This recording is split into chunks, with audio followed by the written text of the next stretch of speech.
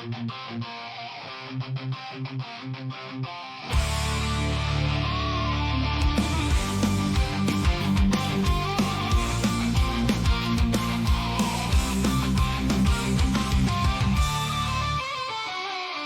to the mainstream, where we talk and we laugh about life, love, and everything that we have. Tune in, sit back, and relax your mind. We're here to entertain, it's podcast time. We got stories to share and advice to give on how to be the best man that you can live. So come join the conversation, be a part of the team. Welcome to the mainstream, it's where you want to be. What's up, everybody, and welcome back to the Mainstream Podcast episode. I lost track. 28. 28. Well, if we count the original to 30. But so we are back on this Saturday night with a special guest, and it's a special guest that I'm pretty excited about. We have Josh Richter on tonight, Ryan Reed, and myself, Mike Olson, and we're bringing on special guest Mike Schulte from Cedar Rapids. Mike is the drummer for the Pork Tornadoes, and he is on a podcast as well called the Confused Breakfast Podcast out of Cedar Rapids, Iowa. Mike, how are you? What's up, guys? I first have to tell you, number one, it was awesome to meet you at the Iowa Podcast Awards. Number two, I've been binging your show. It's fantastic. And number three, I appreciate you having me on, because what people don't understand is that, like, let's take these two projects. Let's take the Pork Tornadoes. We've been around for 16 years now, and you've either seen us and you've loved us because we're good. Like, I just want to throw that out there. We're really good. We're fun guys. We play really well. Or two, you've been beaten over the head with us so much that you're like, F those dudes. I never want to see that band ever. That is the worst named band I've ever heard. I bet they're terrible, and you haven't given us a chance. And then with the podcast, here's an interesting fact. I'm sure we'll get into it. We live in Iowa. We've been doing this for 4 years. Iowa is our 37th most listened to state. There are 36 states in the United States that listen to our podcast more than Iowa. Wow. And so we're realizing there are still people out there that have not heard of the Confused Breakfast, and there are still people out there that have not given the Pork Tornadoes a chance. So the fact that we can all collaborate on stuff like this and bring each other's audiences to stuff is so cool. So that's why I'm thankful that I'm here and that you guys took the time to have me. Absolutely, and we're glad you're here. I have never seen the Pork Tornadoes, heard the name. After I was talking to Mike, I started watching their YouTube videos, and the exact message I sent him was, dude, you guys fucking rock. like I could get down with partying with you guys. That'd be fun. Yeah, he sent me the, what was the Taylor Swift one? The Taylor Swift song, the Taylor Swift one you guys did. And my girlfriend's a huge Swiftie. So as soon as she's got home, I was like, we're interviewing the drummer for this band. Listen to their cover of Taylor Swift. And so I play it, and, like, she's kind of giving me the look. I'm like, obviously, it's not Taylor Swift, but it's a badass cover. Yeah. I liked it a lot. I was like, "This is my favorite Taylor Swift song," and she got so mad. we cover Taylor Swift for people that don't like Taylor Swift. Let's put it that way. Like, beautiful. Taylor Swift fans don't really like our versions, but I had a guy from Cedar Rapids tell me once. He goes, "I don't like Taylor Swift, but if she sounded the way you guys sound, I would be a huge fan." I'm like, "Okay, cool. That's where we're at." I like that compliment. I love it, man, because like I Prevail did a cover of Taylor Swift's Blank Space, and it's so much better than Taylor Swift's version. You know where we get a lot of inspiration? Because we do change songs. We do play songs like to a T, some of them, but a lot of them we change them up, and we get a lot of, especially back in the day, we used to do a lot of these, but we got a lot of motivation from those Pop Goes Punk CDs, which I'm guessing the I Prevail one was on. We do a version of Umbrella by Rihanna, but it's a lot more rock and roll. We do a Bad Romance cover by Lady Gaga, not like the original. And so, I don't know, some songs need to be played the way it's supposed to, and some songs I think you got to take liberties on it. Absolutely. So you're the drummer. How long have you been drumming, Mike? So I've been playing drums officially for over 30 years now. Wow. Which you would think I'd be better, but I am what I am. The problem being, and I love this and I hate it. Number one, I'm self-taught. I can't read music. I just one day got a drum set when I was 10 and then started playing and listening to CDs and watching music videos and like, oh, cross your arms? Okay, yeah, okay. And I love that about myself because I'm very versatile and you can put me in any situation and I can improv and I can go with the flow. But man, I really wish I had learned how to read music and had that theory lesson that could have given me maybe more of a boost in my career. Of maybe I could have gone to like Berkeley or something like that and really become a good drummer. But I have a daughter who's 2 and she is holding drumsticks perfectly and she's got rhythm. She can clap on beat better than like 40-year-olds that I know. Nice. But like if she wants this, I'm gonna make sure she at least let's study this craft a little bit. Let's learn how to read some music. That would be awesome. Learn from my mistakes. Yeah, right? absolutely. You're just setting her up to be more succcessful than you. You know. I hope so, man. Isn't that the goal of having kids? Is that Absolutely. they do better off than you do? Absolutely. Is it, Mike? Mike's kids are awesome, but they can be little shits sometimes too. How old are they? I have a 5 and a 3-year-old, both boys, and I'm a 2 and a newborn, and both girls. Wow. And it's getting wild, man. So I don't know about having both girls, but what I can tell you is both boys, they're exactly what I could figure. They like to pick and push each other's buttons. And, absolutely. and then you have like their cousin Ryan that comes over and decides to be like, "Oh, you're in our hair. Here, take 2 hammers and go start beating these pieces of wood." We were working on a project, and one had a hammer and the other. I'm like, "Here's another hammer. Here's 2 pieces of wood. Go bang on it." I didn't think they'd sit in the driveway right next to us and bang on a hammer on concrete, on wood. After about 10 minutes, I was like, all right, the hammers are tired. Time for a break. Oh, yep. Hammer's got to go to bed, guys. Sorry, past their bedtime. I don't have kids, so it was a learning experience for me. Being a parent's great, but it is a learning experience. That's for sure. It's why I thought it was a really good idea, you guys. Nobody told me. And even if they had told me, I would have been like, you're wrong. I'm smart. I thought about 2 weeks ago it was a good idea to take a 2-year-old and a 6-week-old on a trip to Florida on airplanes and awesome. go on vacation. And it was the worst 5 days of my entire life. I don't know what I was thinking. I have no clue what I was thinking here. But you're going to have that memory, and they're going to have that memory, and that's what it's about. Even if Well- it was bad, it doesn't matter.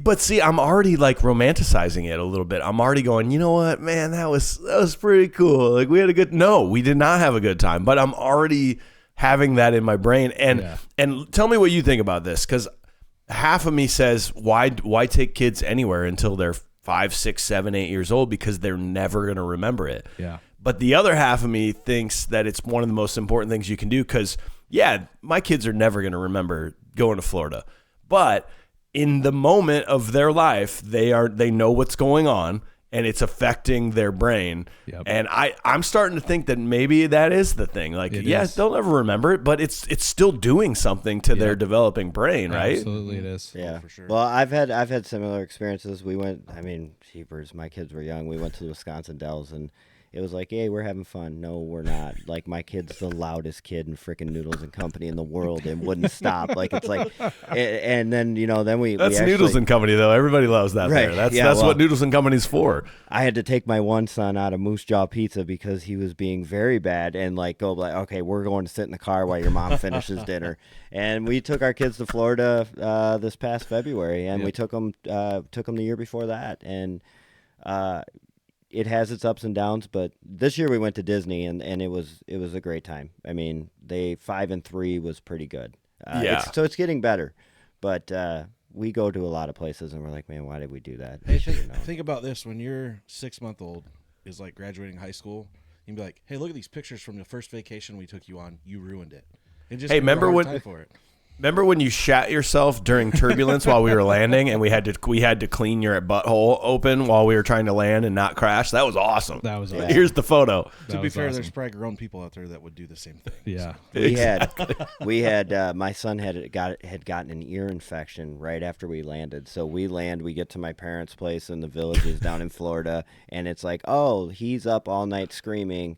We end up taking him to a doctor, which luckily the Villages is like a retirement community, so there's doctors lots of on every doctors. corner, doctors and podiatrists and all of them. Hearing aid places, you're good. And we end up taking him over there. Oh, he's got an ear infection. I'm like, great.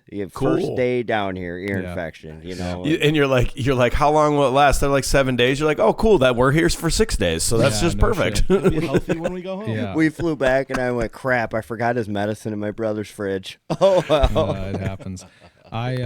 You're lucky you have daughters. So I've got 3 boys. Mine are 9, going to be 10, 11, and 15. And our first like big trip as a family, we went to Oregon, and my cousin was getting married out in Lincoln City, and we decided to drive. So your flight trip isn't as bad because driving was like 39 hours. And until you've experienced boys, I mean, we were all kids and we all did this, I'm sure, but like when you don't want to pull over in the middle of Wyoming because there's nowhere to pull over at a rest area to take a piss, and you just whip the Gatorade bottle out and you have your 5-year-old and your 1.5-year-old take a piss in the car, and then your 1.5-year-old misses the bottle and pisses all over you when you're driving. Just let them pee in the ditch. Dude, Oh, you gotta stop for 2 minutes. There's bears and shit outside. That man. doesn't actually work. My son, he was potty trained, and we had to stop on the side of the road up in Mount Horeb, Wisconsin, because he had to piss. And we got out, and he wouldn't. He's like, I can't do it. I can't do it. I'm like, why? Well, it's not. Dude, we trained him to go in the toilet. You know? Yeah. So Yeah, that was a fun one. It's interesting. Well, your time's gonna get fun. As soon as they start getting, you got 2 and a newborn, they get real fun. And it's already a blast. I mean, the good times outweigh the bad. It's just in the moment of the bad, you're just like, what the fuck did we do here? Right. Why did we make this decision? My brother has a general philosophy. He says you have 1 kid, and you're like, all right. He says you have 2 because you feel like that, they need someone to play with. And then he goes, the people that have 3 or more are nuts because they know what they're getting. Like, Okay, so one was like, one's a thing. 2 is not double. It's not 2 times. It's like 4 times. Mm-hmm. And even though the math doesn't work out. And then now I just had that conversation today with my brother. I look at people that have 3 or more, and I'm like, what did you do? You did that on purpose? Oh my God. I can't believe it. Yeah. Well, I mean, think about it like this. You're 1 kid away from having a 5-piece ensemble band. Like, yeah.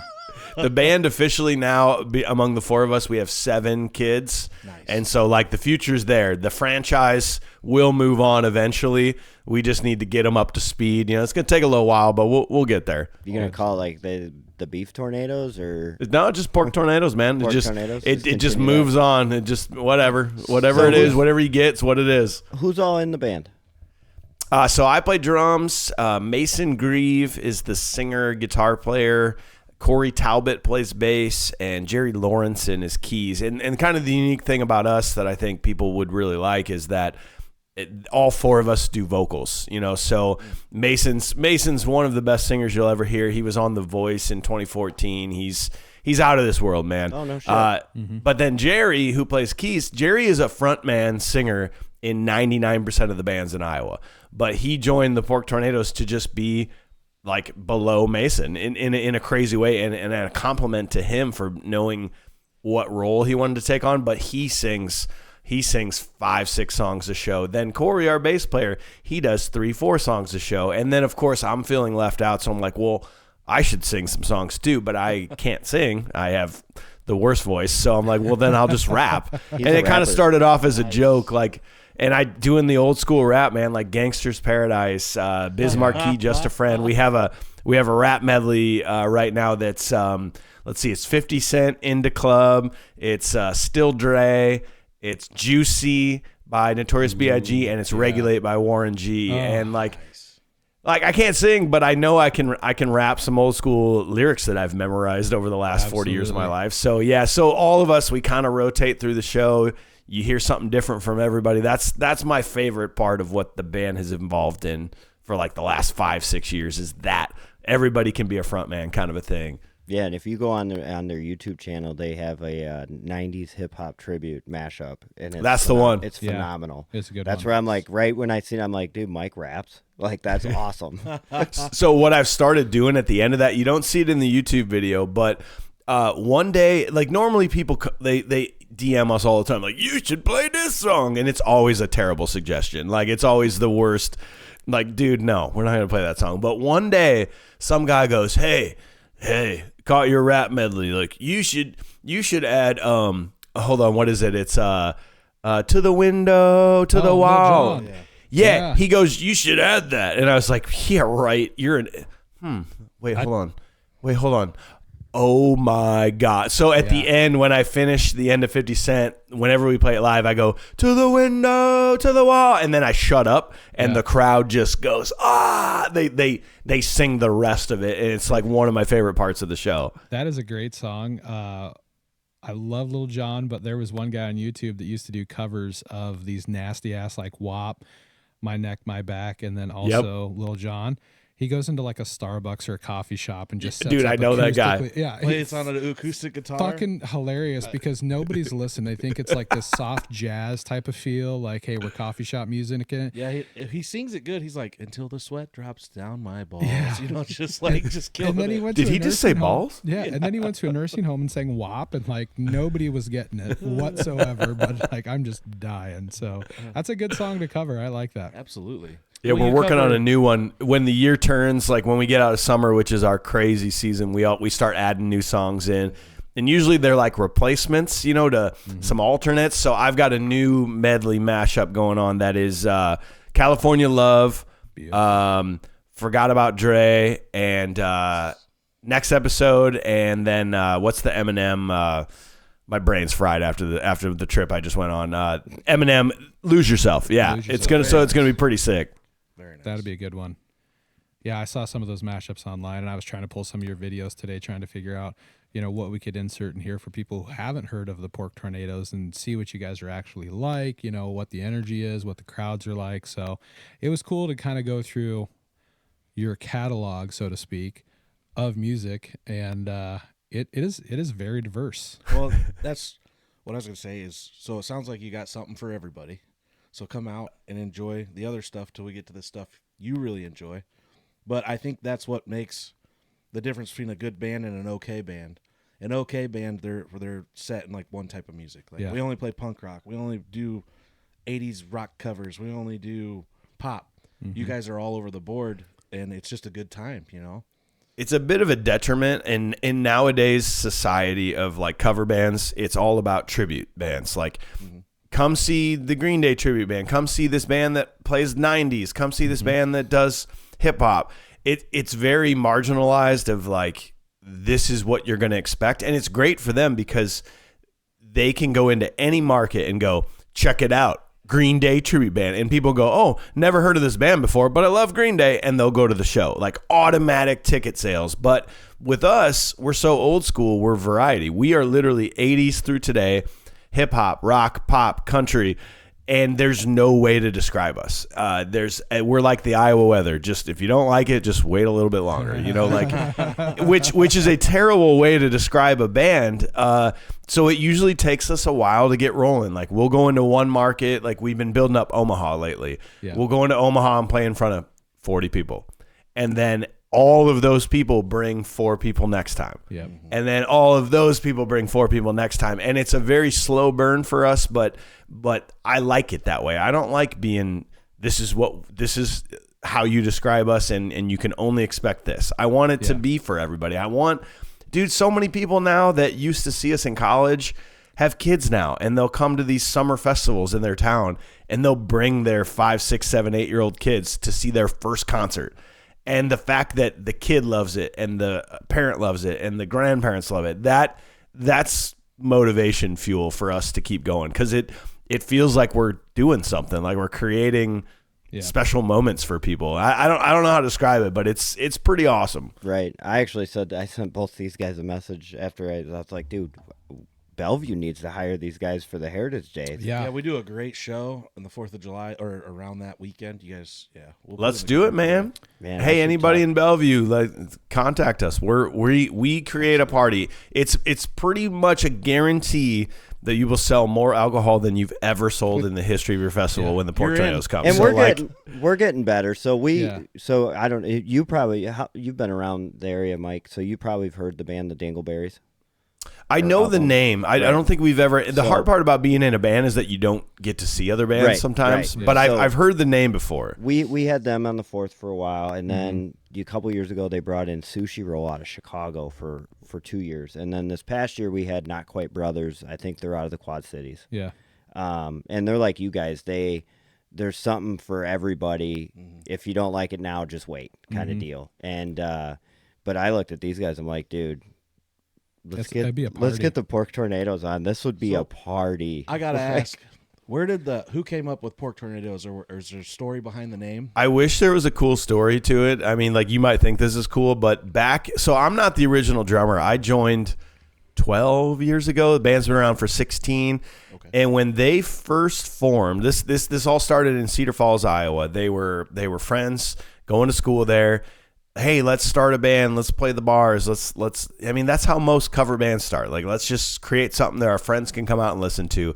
And they had the genius idea to change their name every show, which is just like a great way to market. You know, like, imagine changing the name of your podcast every episode. Like, brilliant, right? Because no one knows how to find you or knows who you are.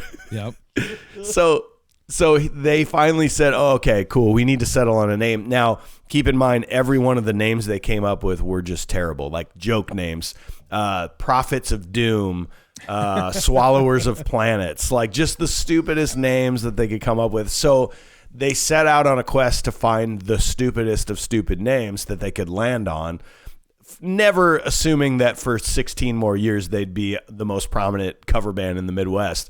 And so they were driving to a gig once, and the wacky FM DJ came on the radio and said that a tornado had hit a pig farm. and he was like, it was a pork tornado.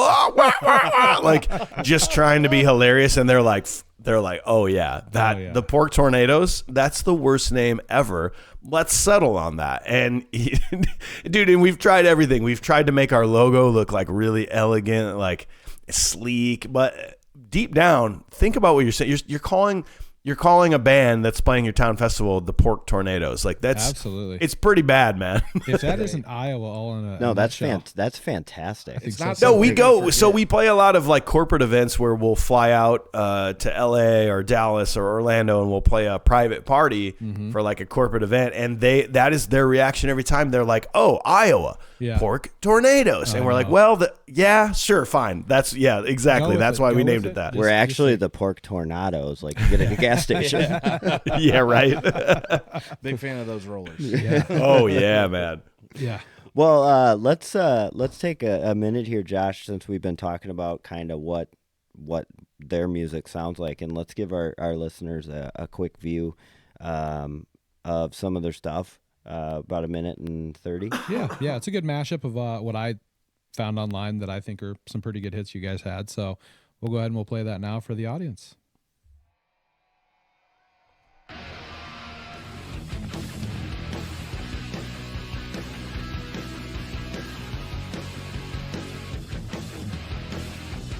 All the small things, true care, truth brings. I'll take one rib, your bright best trip, always like, hey, bye, bye, bye.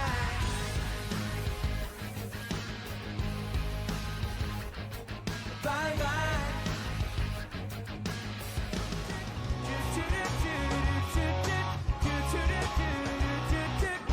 When I'm back and I'm holding, I'm smiling, she's living, she's golden, she lives for me. Says she lives from real vision, but on motivation, she goes round and she goes down at me. I can make you smile, I can try. Roma, Roma, ma, gaga, ooh la la, want your bad romance. Hey, don't want your loving, all your love is revenge. You and me could write a bad romance. Don't want your loving, all your love is revenge. You and me could write a bad romance. Yeah, that's some cool videos. So that was a good show for everybody, letting them know what the Pork Tornadoes are all about. And you guys have a show coming up in Dubuque, Iowa in November, right? Yeah, Dubuque's been one of our, like, we were crazy in Dubuque until COVID hit. And then, like, we lost a lot of momentum in a lot of places, when you go like a year and a half for not playing somewhere. But Dubuque's been one of our favorite places. We've been playing the Q Casino, which in my opinion, especially after the remodel, is the best place to see live music in Hands Dubuque. down. I mean, Hands down, dude. I wouldn't go anywhere else in that town. And we have a great relationship with those people. We sell that Q showroom out every time we're there. We're there. We're trying something new this year. We're doing the Thanksgiving Saturday, which I think is November 30th. So, dude, listen, your Thanksgiving's over. You're sick of family at this point. Everybody wants to get out of the house. So Saturday night, we would love to see you if you're new. In fact, if any of those committee members are out there listening about Bellevue, hit me up, slide into my DMs, Pork Tornadoes. We'll comp you some tickets and come out and see the show. It'd be awesome. Yeah, absolutely. Yeah, I think it's going to be a good one. Bellevue, we don't really do much on the weekend of Thanksgiving anyway. So, for a lot of the fans, I don't think it'd be a bad deal. Isn't there a name for that Saturday? Like you have Small Business Saturday? You have Black Friday. No, I thought it was like Whiteout Saturday or something. It's just the day you're supposed to get absolutely trashed, isn't it? Well, No, it's Blackout Wednesday. Blackout Wednesday. Oh, And then Black Friday. Cyber Sex Monday or something. Come on. I don't know what it is. You never went to Blackout Wednesday? some of us every day is blackout. Oh, okay. Yeah, and I'll make sure if all of us from the Manstream podcast show up, I'll make sure to slide into Mike's DMs and be like, "Hey, we're here." Oh, you 100%. You guys have to come. We will. In fact, you know what? Check it out. Let's do 2 free tickets to your listeners. Like, do some sort of Perfect. some sort of competition. Like when you post this, I got 2 free tickets for Manstream podcast listeners. Like, let's hook it up. Let's make it an Absolutely. event. Yeah. Absolutely. Yeah, we'll do a drawing. We'll come up with something here in the coming week and Yeah. get it out there on socials, and we'll run it absolutely. till probably For sure. the 20th of November, right before Thanksgiving. Shit, we'll run it through Thanksgiving. We'll run it to the day of the podcast. Yeah. Like, we'll give tickets. And by then it'll be sold out. So like, if you don't buy your tickets ahead of time of this, then that's going to be your only way to come. You Like, heard it'll it be here sold first. Get your tickets for the Pork Tornadoes because you won't get to in a couple months. So. In a out. And then you'll get to see us for In a free in month. your town next summer or whatever. I get it. It's fine. Oh, we gotta pay to get into that. Oh yeah. Yeah. That's not Yeah. fair. Oh, do you, man? There you go. See, You listen. gotta buy a wristband.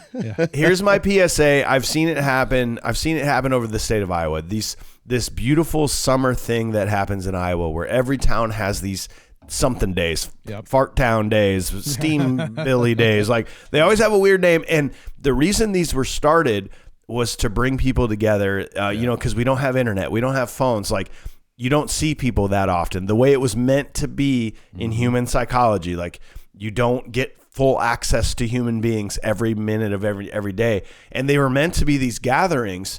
But unfortunately, as the times have gone on, the young people don't go anymore because it's not a thing for them. And we've seen where these small towns have taken a gamble. And I'm not saying Pork Tornadoes. I'm saying any band that is worth their weight, where instead of the classic rock band that's been there for 20 years, like, take a gamble, like, do something that the youth might like, and you will reap the benefits, because we've seen it happen, like revitalizing these town festivals. That's what it's about. It's about that community gathering in the summer. And it's one of my favorite things is to come into a town that they're like, this is the most money we've ever spent. I hope it goes well. And then it goes unbelievable. Like, I told you it would go well, I think you'd be really impressed with Bellevue, to be quite honest, because every year it's a 2-day event for Heritage Days, and it's always kind of around, like Ryan said, that 4th of July weekend. Yeah. But we always have an opener in our beer garden, and they'll play like an hour-and-a-half show, and then the headliner will come on for a good hour-and-a-half or 2 hours. And we all went up this past year as a podcast group on Friday night, and that's usually not the nights that's like the biggest night, but they sold out of beer by like 10:30, and they had to go get Beautiful.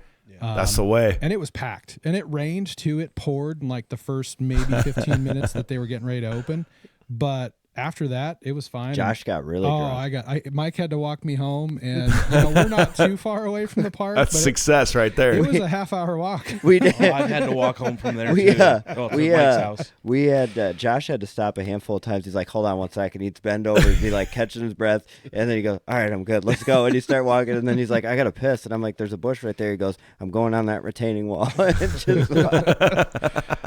See, that's what town festivals are all about, is those moments, man. Get together, hang out. And we have quite a few people from out of town. Like the Dubuque population comes down here. I mean, Bellevue's Heritage Days, Mike, they're pretty legit, and we get a ton of people coming down. Well, so and what happens like with this particular one is like, so this year in particular, it was after everybody else's 4th celebration. Yeah. Ours was the weekend where the 4th was a Thursday. Correct. Yeah. So like we had people that have been going to see, like this past year was Not Quite Brothers. They've been going to see them. Well, they're from Monticello and stuff, and they're like, well, they're playing in Bellevue. Let's just go see them then.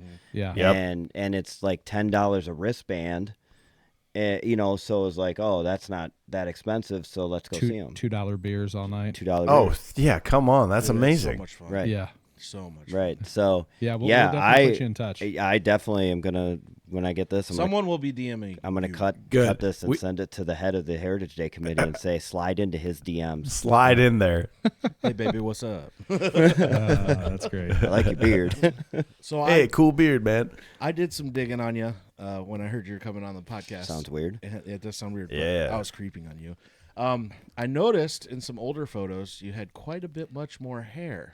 Yeah. When did the hair get cut off? And why? It was a COVID thing. Like many people, I thought I was alone in this, but I realized I wasn't. I had hair this short. I got a haircut in like February 2020, and then I just didn't cut it for 4 years. You know, it was like one of those things where it just, I'm getting old. Like my hair's thinning. This might be my only chance to grow it out.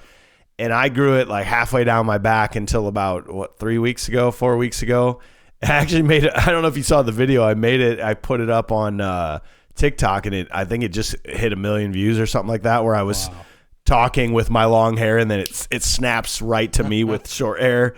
And yeah, man, I told a lot of people's stories where they just decided to grow their hair out from like a COVID project kind of a thing. And That's awesome. it was fun. I got to admit, I kind of missed the idea of just waking up and being like cool dad, taking my kid to daycare with like a man bun and tattoos and stuff. But that was a lot of work. I am so happy to be back That's the equivalent to a girl with big jugs in the school pickup line. Look at this guy, dad bod, man bun. That's me, man. Like I'm getting the looks like, damn, that's a dad. Cool, Yeah, like. that's awesome. But now I'm See just a his regular tattoos? old dude. Yeah, now you're just a guy with tattoos and short hair. Yeah, but it's getting cold, so now I got to wear jackets, so you Yeah. can't see my tattoos, And one of the things, like Ryan said, I didn't do a whole lot of digging, but the one thing I did is I went to your Facebook page. You're actually a realtor in Cedar Rapids as well. I am. That's been my career for 18 years. 18 years. Yeah, I never guessed it. Wow. Well, and you know what? So when I did start, I've always been like anything I've ever done in life, I've been unorthodox about it. And so like when they told me, they hired me and I didn't have a beard. I just had short hair 18 years ago, but every winter I would grow my beard out, and I started growing it out again. And they're like, what are you doing? Like, you can't have facial hair in sales. I'm like, so my mentality's always been like, if you're not going to buy a house from me because like, dude, I'm really good at what I do. Yeah. If you're not going to buy a house for me because of the way I look, because I have a beard, then I don't want to work with you. Like that's kind of ridiculous. And I think times are changing. I think that was an old school thought from some older generation people. It was, yeah. It does, dude. Face tattoos, neck tattoos, like arm tattoos. How many sleeves do you see on people that you didn't see 20 years ago?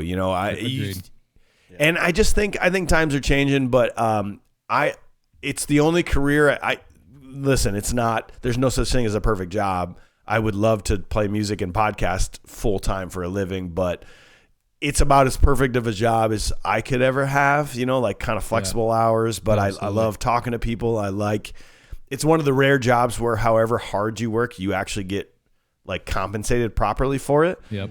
Which doesn't happen in much business out there. So I enjoy it, but don't get me wrong. If the podcast and the band keeps going up, that'll be the first thing to go 100%. Yeah. Oh, absolutely. Yeah. I mean, that's the goal for everybody, is not to have to work and like I wouldn't call this not work. It's not work, but it's fun. It's a little more enjoyable work. Yeah. I'd say, Yeah. Well, Yeah. let's be honest. This isn't work for some people. Yeah. For others, it's work. We get it, Mike. I don't work as hard as you. It's okay. Are you guys noticing though? I mean, you guys, how long have you been doing this now? Is this a couple years now? We are like month 10. We're almost at a year. Jeez. We did our first episode in October. Yeah. Well, and you'll notice it is crazy how Confused Breakfast started as a COVID project. The band went away, and I'm a creative guy. I got to do stuff. So I came up with, There's an old podcast, you can still see it, called the Iowa Music Podcast. You probably won't like it. It's for bands, like talking to musicians about trials and tribulations of being an Iowa musician. I did that, and it was very fun, but it was localized to, like, you had to be an Iowa musician to like it. And so I was like, why not come up with an idea that's more global, that's more, you don't have to know who I am, you don't have to live in a certain area to enjoy what the content is. And so we came up with the idea to review classic movies, and me and my two buddies, Sean and AJ, we cultivated the idea. But when we first started, it was just pure fun. There was no anticipation of anyone listening. It was just a creative outlet. But you'll notice as you guys grow, and you're going to continue to grow, because when you put in the kind of effort you do, that's just what it does. It's a slow growth, and the more fans you get, the more popularity you get, the more work it becomes, and the less like of a fun endeavor it is. You know, like, don't get me wrong, we love it. Like, we wouldn't do it if we didn't love it. It's a lot of work, but it feels more like when I hang up with you, I'm going to finish my notes for Silence of the Lambs, which we're recording tomorrow morning, and I haven't had a chance to finish it. So like I have to work on a Saturday night just to have a podcast, you know? And so, you'll figure that out. But if you love it and you're good at it and people want it, then that's just how it goes. Yeah, and I think that's the thing about like Confused Breakfast. So like Mike touched on, if you've never listened to them before, they do check them out. They review classic movies, right? And they might give you an insight that you never even realized, or they might show you something that you've never seen in that movie and talk about it and laugh about it and have a good time. One of my favorite ones that I saw you guys did was the one about the Replacements. I love the Replacements, but that was just a great episode because there was a lot of funniness to it as well. Yeah. But it definitely is a grind when it comes to, you know, what are we going to think about doing for our next show, and what are we going to talk about? And I better look it up and start getting my knowledge in my head on what we're going to do. Yeah. Well, now you're like venturing into the world of I don't know if this is public knowledge, and you could put a bleep here, which would be hilarious for your audience because they won't know what we're talking about. But you're talking about doing a live show, and that is a whole nother animal. That, like, man, you know, like, that's more work, and are people going to come? And now I'm nervous. Like, is this going to happen? Is this going to be fun? And you're just adding more stress to your life, but it's so badass when it like happens and it goes well, and you're like, this is so cool. It's so much fun. It's definitely been a blast, and we've gone through, you know, our growing pains already. We're not huge by any means, but like, you know, you guys have like 5,000 subscribers on YouTube. Like, dude, we had 7 by month 10 on YouTube. You know, like, come on, man. Yeah, I mean, we're doing okay. I try not to get a big head because it happens easily, but you know, we've had our problem. You know, one of our members lives in Cedar Rapids. I live down in the Quad Cities, and Bellevue's about 45 minutes away. So sometimes I'm like, man, I have to drive all the way to Bellevue and do a podcast. I've had that thought a couple times. Yeah. But when I come up here and put in the work and we do it, it's like, and I go back and watch our episodes for notes and stuff. I'm like, I'm really glad that I didn't listen to a little voice in my head that was like, you should just skip one. You know what I mean? Yeah. I truthfully think everybody should do a podcast, man. Like, it's never been easier, and it's just like just do it, and just now like we all talked about at the Iowa Podcast Awards, like, anybody can do it, but not anybody can be successful at it, because it is, people really think that, you know, you go, oh, we started a podcast and here's episode 1. Ooh, 5 people listen to it. Well, okay, then I'm not going to do that anymore. It is a grind. We went from averaging like 50 downloads for like the entire year, like 50 downloads an episode, to now we just crossed over 4 million downloads for the total of the podcast. Like, and could we have ever expected that? Never. But you get lucky, you put out a good product, and you just keep going, and just like, here it goes, you know? I mean, I'm a proponent that if it's good, eventually something will happen that people will flock to it, you know? Yeah. And oops, go ahead, Josh. Yeah, I was just going to say, I think our biggest thing is, you know, when Ryan and I were at the podcast awards, and we didn't know we were winning anything. We just were there because, like, we wanted to do collaborations. We wanted to learn about the workshops and stuff like that, and just I just wanted to learn. Yeah, That's what our goal was, to go there and learn. Yeah, and by pure happenstance we won, which was awesome. But like the gentleman TNT that, you know, were the introductors or the presenters, you know, they're like, hey, collaborating, like growing, getting uncomfortable, that's really where you grow. And I think one of our interviews that we did, you know, we didn't want to do interviews. It was just normally going to be us just sitting here bullshitting, you know, talking as friends, because that's how this all started, was like in his garage at a party, and we're like, oh, we should start a podcast. That's how it all starts. It was like 2 years ago. So, you know, our big thing is like being able to reach so many people, I think, and I say so many, which feels like a lot to us, but was the interview that we had with like Al Feuerbach, that 2-time Olympian. We went from like people only watching us from like Iowa, Ryan has family in Texas, you know, Florida, California, to like all of a sudden now we've got like people that Al competed against in the Olympics, or that's a huge Olympic sport. We had like Russia, Lithuania, Bulgaria, like, you know, we hit 65 countries in like a month just from that one episode. It's addicting, isn't it? And that, to me, like, I'm an analytics guy, so I look at the numbers and I just drill down into it. I'm like, what do we need to do? Where did they drop off? So it's kind of almost, it drives me crazy trying to like analyze every single episode. Oh man, listen, I'm that guy too, and it really sucks because social media has become a thing that they know exactly how we react as humans to their stuff. So you'll notice, anybody out there listening, if you do anything creative or you post a lot, you're going to have nothing. And then the one post or the one episode or the one video is going to go, whoa! And it gives you this literal dopamine hit of checking it and be like, oh, 2,000 views, 4,000 views. It creates something inside of your body and your brain that is addicted to it. Yeah. And then guess what? It all goes away and you just keep trying and you just keep trying. And then another one hits. And it really sucks because I know that it's an addiction that we all have, but like we chase it because we're creating content and we want people to hear it. Why else would we do this if we didn't want people to actually hear it? And when it happens, it's wild. It's insane. Well, and it's no different than when we had Al Feuerbach on, and he said the first time he picked up a shot put and threw it, his mind instantly said, I want to throw it farther. I want to throw it farther. I want to throw it farther. Same. And it's the same thing. I want to grow more viewers. I want to grow more viewers. We want to throw this show further. And when we, absolutely. And when, you know, we had a TikTok that started taking off, and it was like literally every 10 minutes I'm going 10,000, 11,000, 12,000. It's a sick addiction that you sit there, but no one knows that feeling until it happens. And you're like, oh, like you cannot explain it. It's pure dopamine to your brain, and it's insane. I had my wife tell me, you know, if you keep looking at it, it's going to figure that out and you're going to get less. And I'm like, I don't think that's true, but maybe. But no, that's not true. We're going to take a quick ad break from our sponsor, Vans Liquor in East Dubuque, Illinois. Any of your beverage needs, visit Vans Liquor. We're not doing necessarily a sip and savor tonight because Josh didn't go to the liquor store. Dang it, Josh. But I do want to ask Mike. I asked him when he first got on, or when we were talking to him before we started. He said that he was eating pizza and drinking whiskey, and Ryan was like, "Ooh, what kind of pizza?" And my mind instantly went to, "Ooh, what kind of whiskey?"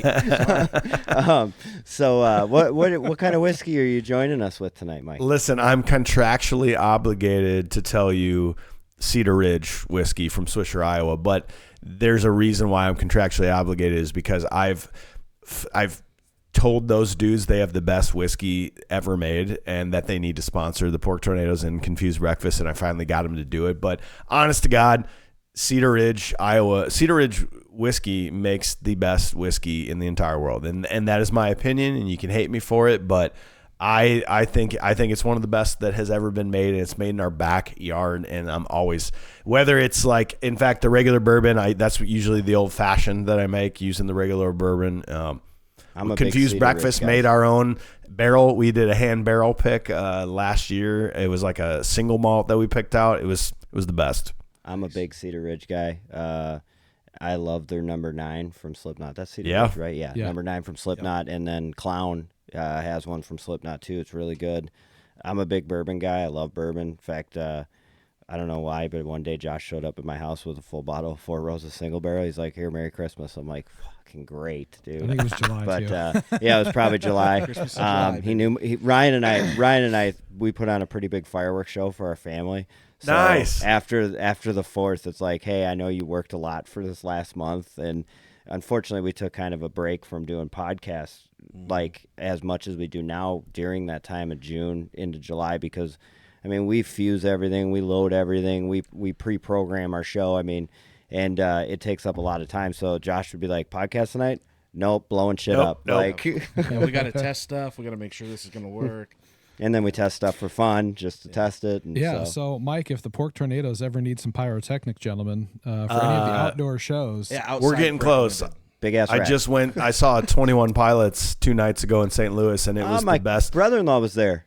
Dude, the Enterprise. It was the best show I've ever seen in my He entire just life. said that. He said it was fantastic. He said their light show was amazing. It was everything about it. It was the best I've ever seen, and the pyro was out of this world. And I'm like, yeah, we need that. We need pyro. We can figure that out for you. We could do explosions. Yeah. We could probably figure out flames too. we'll definitely. whatever. If Mike hasn't yet, we'll have him send you his YouTube video over the Reed Family Farm fireworks. Oh yeah. Yeah. And I Hell am yeah. a fireman too, Mike. So I could. I Good. could So do you're both. I also could do our the fire pirate- marshal control. Yeah, cool, He's man. gonna set your stage on fire and put it out. It's a win-win, man. So, real quick, here's a sponsor, our ad from Van's Liquor from East Dubuque, Illinois. Are you ready to make every moment unforgettable?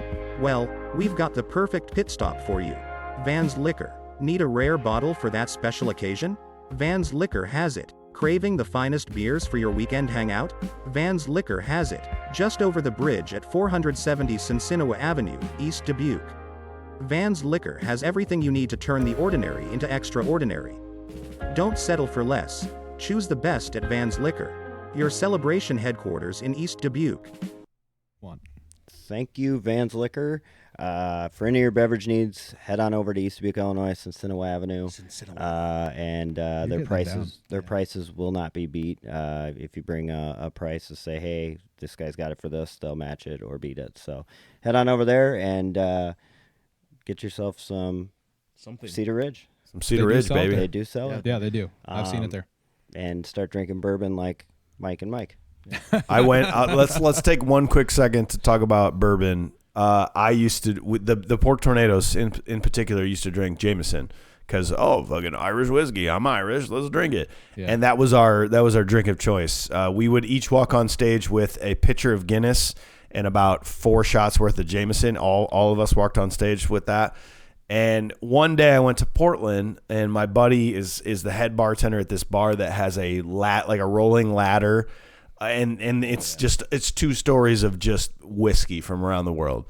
And I was like, and it's an Irish pub. He gives me a proper poured Guinness. I'm like, oh man, I like to sip on whiskey with my Guinness. He goes, well, what do you like normally? I go, Jameson. He goes, God damn it. He goes, I'm off in 30 minutes. Do you want to do like a whiskey course? I'm like, yeah, sounds good. And he proceeded to blow my mind with what I now believe to be is true, that American-made bourbons and ryes are the best whiskey in the entire world. Don't even talk about anything from any other country. American-made bourbons and ryes. 100%. I agree 100%. And I was never a bourbon fan until I started hanging out with my brother, and he became a big bourbon guy. And he's like, "Here, just try it." And I'm like, "Okay, I can get used to this." And whether it's Basil Hayden Toast, Cedar Ridge, any of Cedar Ridge.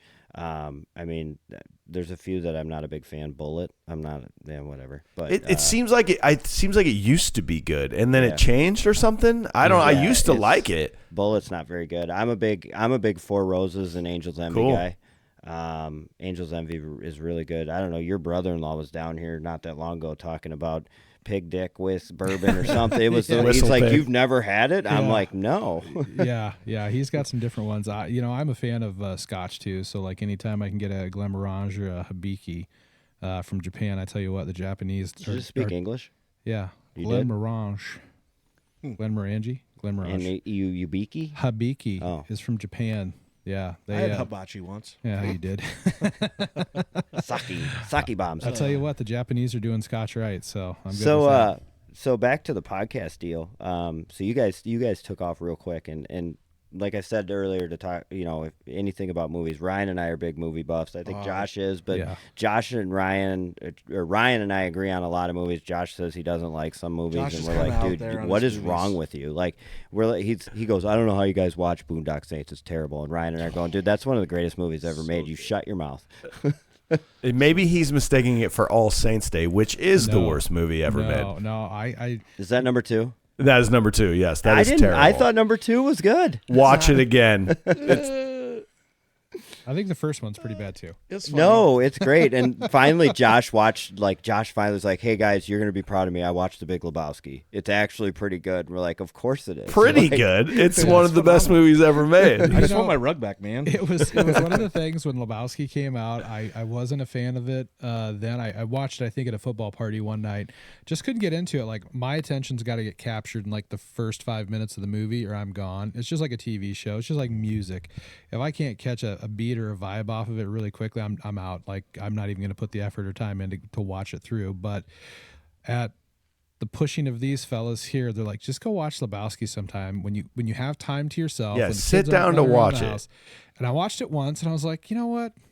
Fuck, that's not half bad.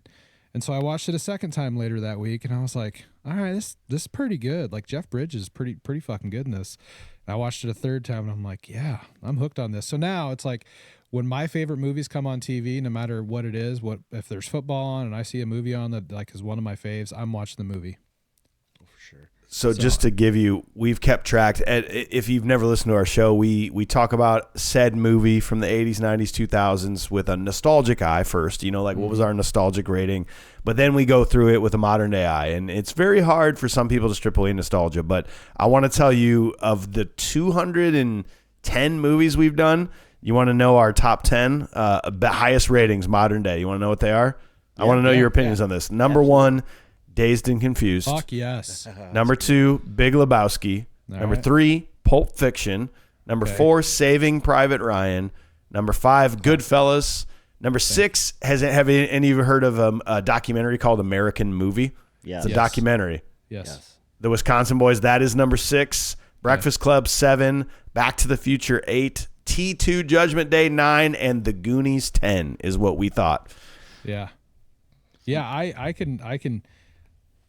We're doing a draft later, and I'm pretty sure of those that you said, I've got at least 3 or 4 that are. Yeah, I mean, I can see that as a general overview. My obviously top 10 would be completely different. Not completely, but there'd be a lot different on it. Yeah. Well, it's hard. It's hard though to judge. Like because you can sit here and think of, oh, well, I love that movie, but unless you actually sit down right now and watch it and strip away anything you know about it and just go, okay, I'm in on this movie. I want to see if it's actually good. That's when things can change. Like, there have been a lot of movies where I'm like, oh, I'm gonna give that a 9. I love that movie, and then I watch it and go, no, I don't think so. I don't think that's as good as I thought it was. Yeah. So I got an important question for you about movies. Die Hard. Is it a Christmas movie or not? I've very much been in the camp of it. It is not a Christmas movie. You broke my heart. But listen, we did a specific episode on that. Is Die Hard a Christmas movie? This is before we actually reviewed the full movie. We had to talk about it. And Sean and AJ actually convinced me otherwise. I don't like that it's a Christmas movie. And it's not my Christmas movie, but it is a movie that you can watch on Christmas. It is not a Christmas movie. Not a Christmas movie. And if Die Hard's a Christmas movie, then Harry Potter's a Christmas movie. And so is Lethal Weapon. Right. And Yeah. But that's become the running joke is, yeah, sure, guys, Die Hard's a Christmas movie, but anytime I see any other movie that has like one Christmas tree in it, I'm like, oh, guys, Christmas movie. Christmas movie.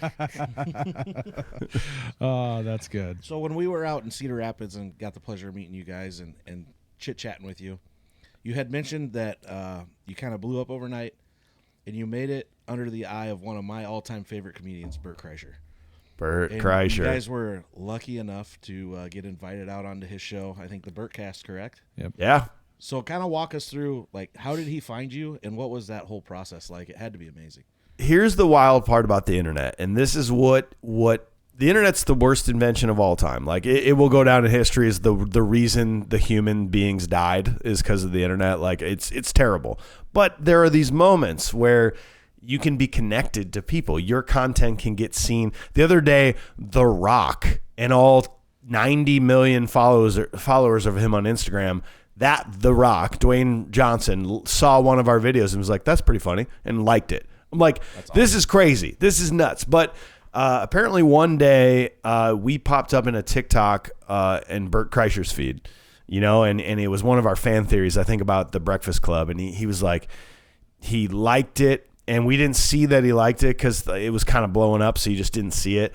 Then a couple weeks later, we kept hearing from people be like, heard you on Two Bears, One Cave, heard you on Two Bears. And we're like, what? Like, what are you talking about? And so finally somebody said, hey, go to the 3 hour mark of this Two Bears, One Cave episode.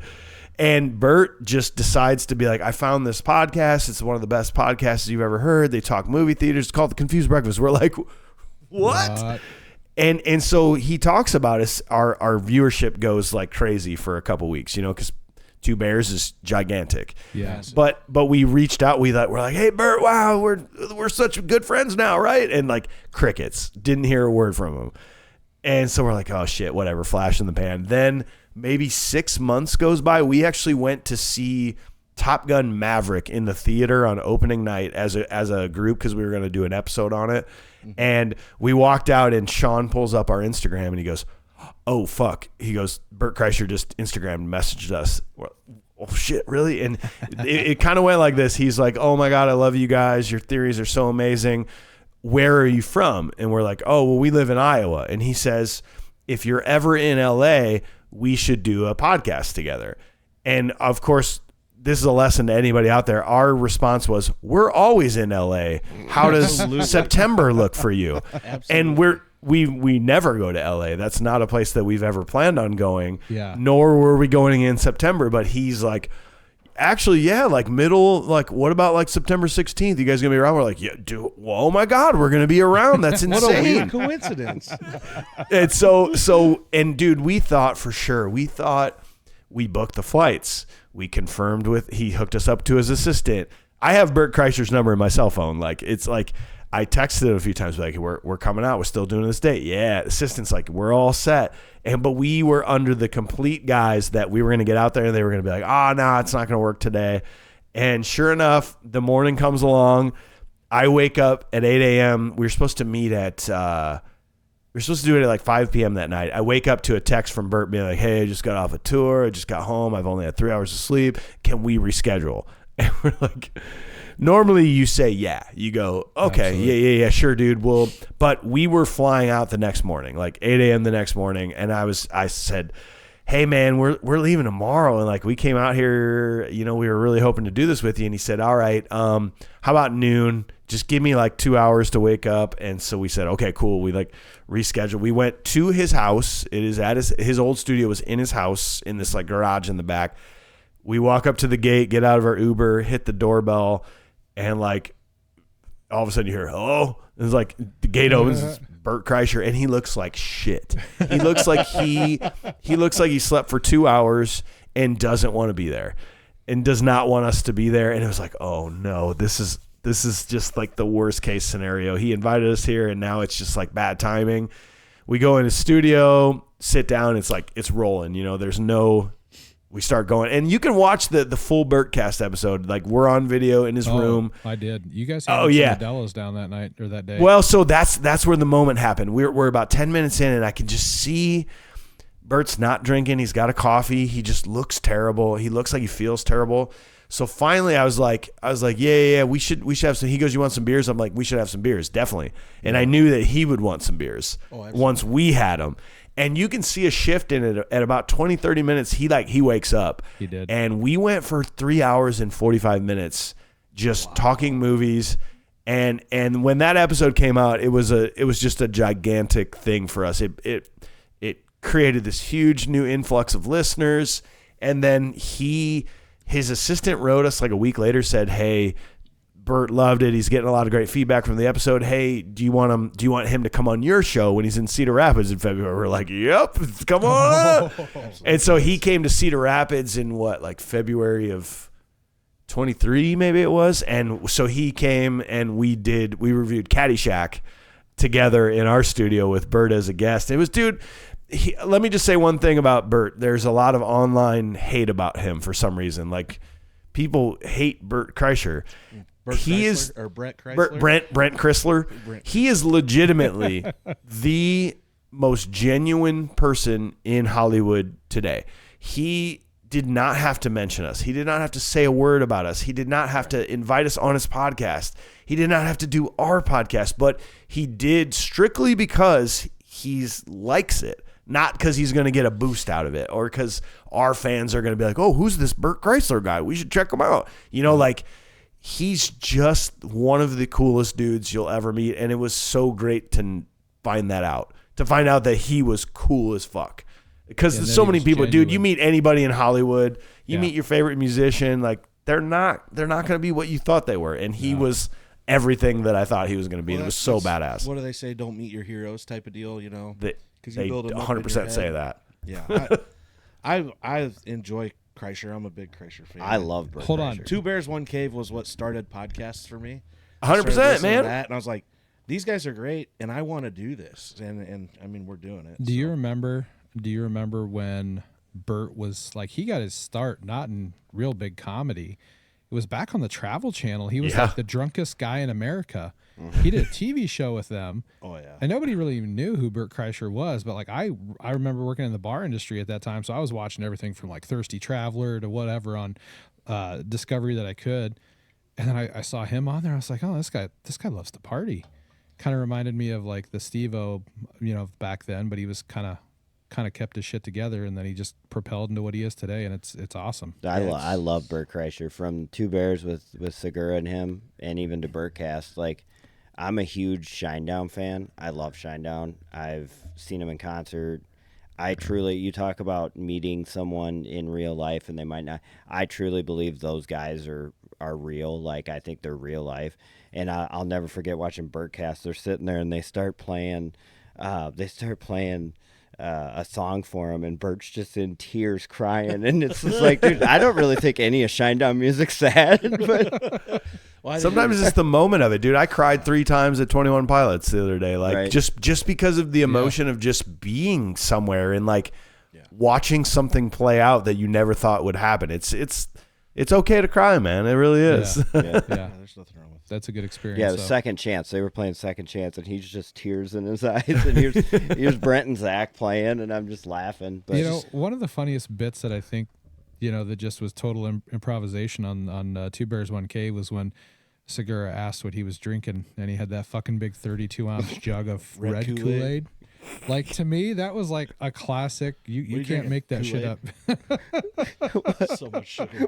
what flavor? And Red. He was crying, or like, I don't know if it was Bert's birthday or their anniversary, but Segura gave him Hitler's teacup. Hitler's teacup. Yeah. It was, for me, it was either the Kool-Aid one, or it was when they found the guy online that you could pay and he would cover himself with shit, and they got it. They're like, we should send it to Rogan. Congratulations on your podcast. And then they sat there laughing back and forth on how much would it take for you to cover yourself in shit.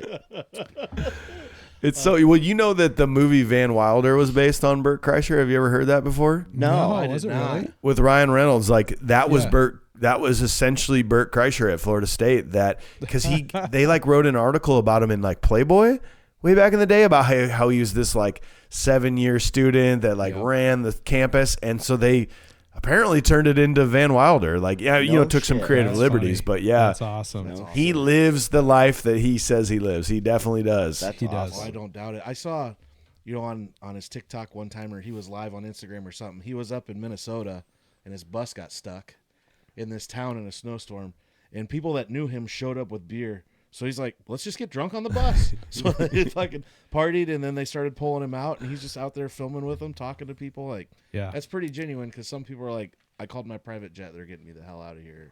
Or, Yeah, stuff dude. Like that. So You have to take a second to wherever you're at in life, like wherever you're at in life, you're privileged to be there. You know, someone has it worse than you do. And I think it's really hard to, like there'll be days when I'm going to a Pork Tornado show and I'm like, oh, fuck, like this sucks. I'm leaving my family and I got to like play drums. But then you like take a second to be like, no, this is awesome. There's 2,000 people here. And I'm playing drums with my best friends on stage. Like what? And I think Bert gets that. I think he really takes every day just like, whoa, this is awesome. Like, I can't believe I'm doing this. I can't believe I'm telling jokes and making $10 million a show kind of thing. Like it's insane. Well, I mean, he's having fun, I think, is the biggest thing. When you find what you truly enjoy and what what you have fun doing, and Yeah. you can do that for a living. I mean, it radiates to other people. Other You people never notice it, and have you to work a just- day in your life. Yeah, you enjoy it. And Yeah. he's not working at all. No. No. He's I mean, busting he his is. ass. He's working hard, but it's fun. So he He's ain't busting his working ass, at all. but it's not work for him. A lot of people go to college for 6 years. They're doctors. Yeah. All doctors. I really enjoy his podcast that goes to him cooking in the kitchen for like. Yeah. I love the Cheech and Chong episode. I loved when he sat down with Ric Flair. To smoke weed with Cheech and Chong, like for anybody that's ever smoked weed, if you're a stoner, we're a stoner. I mean, that's like your ultimate two people you'd want to sit down, other than Willie Nelson, and sit Yeah. down and just have a joint with, and And like Snoop Dogg. and Snoop Dogg and Martha Stewart and They're in the top 5. And my neighbor. hey, that's a draft that we should have on 420. Top 5 people we'd want to To smoke. smoke run weed out. with. We'd Yeah, run out yeah. of, We'll just put that on the burner for that. So, you guys, Confused Breakfast is across all platforms, correct? Apple, Oh, yeah. Spotify, Amazon. I mean, you can find them anywhere, viewers. I thoroughly enjoy their podcast. But being a big movie buff, I don't know how you couldn't. I mean, to be honest, before Mike had mentioned a podcast to me a few times. He's like, these guys are great. They do this stuff. They talk about movies. They're called Confused Breakfast. And I knew of it, but I wasn't familiar with it. And then we met you guys at the Iowa Podcast Awards, and I've been hooked ever Yeah. since. Hell Some of that yeah. Stuff. One of my favorite parts is when you guys did Alien.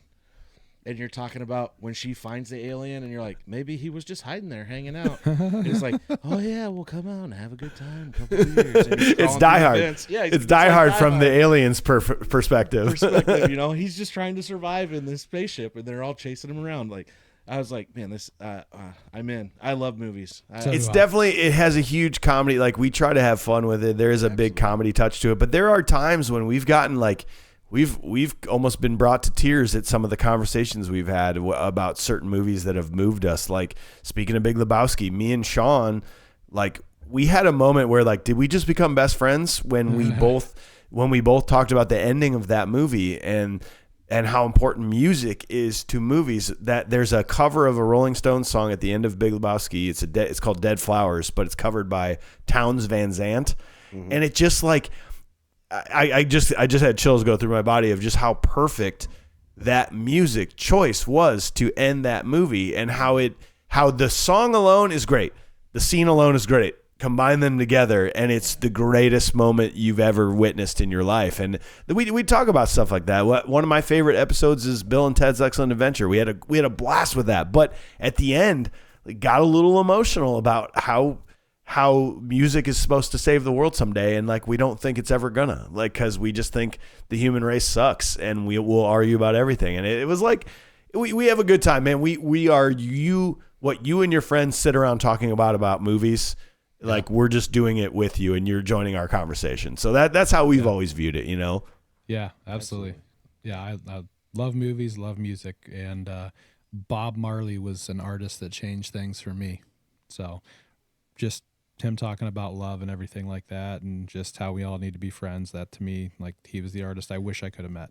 Yeah. Do you know much about Bob Marley? Did you ever see much like documentary stuff I about haven't him at gone all? through all the documentaries, but I've been down the rabbit hole. Usually when I go down the rabbit hole, it's pretty deep, but you only have Like so that- much time. Yeah. The only thing I think about with Bob Marley is the moment where he like brought the two political leaders on stage in the middle of a concert and like put their hands together and raised it in unity. I'm like, that man was a bad motherfucker. Like, he was awesome. He was, absolutely. Yeah.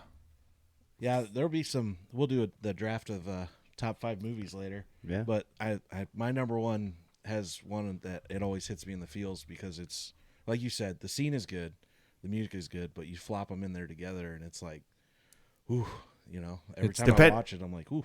It's the Depending on heartstrings. when this episode comes out, we do it. So every Wednesday we do a full blown movie review, and then every Monday we call them brunch, where they're just like shorter stuff. Yep. Coming out here in a couple of days from when we're recording this, we got to each pick our own soundtrack to our own movie. And like, you've got the intro song, you've got the action song, you've got the love song, you've got the big problem song, and then the outro song. And that turned out funner than I could have ever imagined, like picking our own soundtrack to a movie. It was pretty fun. You got to have the montage song too. Of course. Yeah, of course. You have to have the montage Everybody song. has a montage. Montage. The montage. Oh, you always know how to do it, Ryan. I He can't does. help He myself. does. Normally it's his laugh that gets me, but It is. yeah, no, it's awesome. Did anybody take Berlin's song for their love song? No, we did not. We Oh, got okay. we sometimes the problem, and you guys, I guess you do more draft style. We'll do top 5 stuff, I know. and you assume that person's going to pick that song, so you don't pick it. Right. But then they don't pick it, and you're like, well, shit. God, that I was the would've most had it. obvious song ever. Yeah, We're we the- just sit here and yell at each other like, "You fucker! You took my song." Yeah, we're the opposite. We want to pick the other person's shit. Yes. I mean, we have to like it, and that's the thing with our drafts. We have a lot of commonalities, but we also have a lot of differences too. And Well, yeah, and some of our members like to draft what they think the voters Yes. will like. Yeah. And I you're supposed to pick your. Well, clearly it's not Josh, because Josh said one of his favorite snacks was Swiss cheese with mustard in fuck it. yeah. And pickled Asparagus. asparagus. Yeah. If you don't like pickled asparagus, I don't know what you're Hey doing man, wrong. it's your top 5, right? Yeah. It's my top 5. You got guys saying Cheetos, cheese balls, nerds, and Josh would go pickled asparagus. Yeah. I just eat a jar of pickled asparagus driving down the road. I'm like, okay, cool. Antioxidants. Nice. Yeah. So yeah, no. For all of our viewers, check out Confused Breakfast. And we'll say that again at the end of the episode. We're going to take our last sponsor break from Lit Up Midwest, your permanent lighting solution in the Midwest area. Holidays are coming up, so make sure that you give Adam a call. He'll come out and do a free estimate to put up your permanent lighting. And if you mention us, you get 20% off. So here's a quick word from Lit Up Midwest, and when we come back, we're going to jump into our draft. Am I the only one that didn't know you can light up your home year-round? Let's talk about Lit Up Midwest. Imagine 16 million lighting combinations, 250 colors per sequence, nearly invisible by day, dazzling by night. Perfect for holidays, parties, or just to make your home stand out. With a one-time installation, enjoy up to 20 years of customizable, permanent lighting. Thank you, Lit Up Midwest. And like I said, for all holidays, events, celebrations, or just whatever you wanted to do, if I had them on my house today, I'd put them for the Iowa Hawkeyes for winning. Yeah. You can do any sort of color combination. Mention the Mainstream Podcast, 20% off, which actually, I've been saying this for how many episodes now? But that's a lot of money. It's a you lot know, of money. if It's like $20 out of a $100 bill. Fuck yeah. yeah, that's a lot of money off. I mean, so Oh, yeah, instead it's of a good $100, deal. it's $80. Well, if I mean, it costs you $1,000, it's $200 discounts. absolutely, Hell of a deal. absolutely. So Well, here's what people don't understand for the listeners. I'm going to break it down for them because I know you're a little too modest to think about that. But here's how sponsors work. This company likes these guys that you like to listen to, and they said, you know what, guys, I really like you. I'm going to support your podcast. In turn, I really hope that your audience likes my stuff and that they'll check out my product. And by you as a listener checking out this American lighting company, you're not only getting something really cool, but you're getting money off of your really cool thing, and you're directly sponsoring the Manstream podcast. Like you're helping the Manstream podcast grow because you checked out one of their sponsors. So we like, just need to hire you for our ad read. hey, can you tell I read ad reads for a living, basically? it's the only reason we agreed to this, so people knew about that. And it's also fun to piss your neighbors off, you know. Oh, If that's your the house best. is all lit up and looks nice, and theirs doesn't. Oh, we do it all the time. So Adam is Adam who owns the company. He's a volunteer firefighter for Farley, Iowa. He was on Lamott's until he moved. He donated them to our fire department, came and put them up. So we have him on our fire department, and we'll be sitting there in meeting time, and all of a sudden I'll just look and I'll nudge one of the guys and be like, "Hey, put your month's lights up there, and it'll be all rainbow colored." I'm like, just saying, and the neighbor will be like, all of a sudden we'll get a call, "What's with the rainbow up there?" Don't worry about it. You know, I got them to flash really fast, red and blue. When we get a call, they'll get turned on and they flash red and blue. The whole town knows when you guys are going. That's right. We don't have to sound a siren no more. There you go. Pretty cool. So yeah, reach out to Adam K for 20% off. So Mike, we've asked Mike to join in on our draft this week. And this is one of our favorite parts of the podcast all the time is our draft. We decided to let Mike pick it, and it's going to go along their theme of Confused Breakfast. Top 5 movies. Our top 5 movies. just top 5 movies. Top 5. Yeah. No love genre, it. no decade, no year, doesn't matter. It's really hard because I wanted to break it down into like I could easily go like comedy, action, Yeah. romance. It's just hard to pick your top 5 overall. I've been thinking about this for like 3 days. I think the way you got to think about it is you're on a desert island and you have a DVD player and only 5 DVDs, and you're going to be there for 5 years. And you can only watch these 5 DVDs for the next 5 years. Like, That's a great way of putting it, actually. Yeah. I just want to let you know we did that as a draft, but we took people with us. And Nice. I'm Oh, only that's gonna a be fun there for one. a couple days because I took Taylor Swift, and her freaking cult will find me.